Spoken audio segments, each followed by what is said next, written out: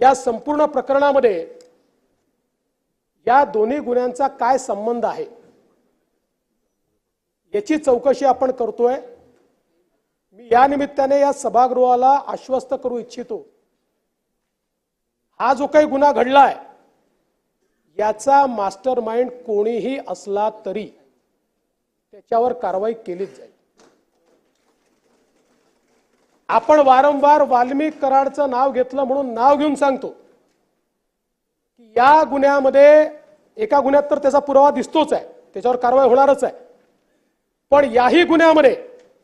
जर वाल्मिक कराड बद्दलचे पुरावे असतील तर तो कोण आहे, कुठल्या पक्षाचा आहे, कोणाकोणासोबत फोटो आहे, सगळ्यांसोबतच आहे, आमच्या सोबत आहे, यांच्या सोबत आहे, पवार साहेबांसोबत आहे, सगळ्यांसोबत आहे, कोणासोबत फोटो आहे याचा विचार न करता कारवाई केली जाईल।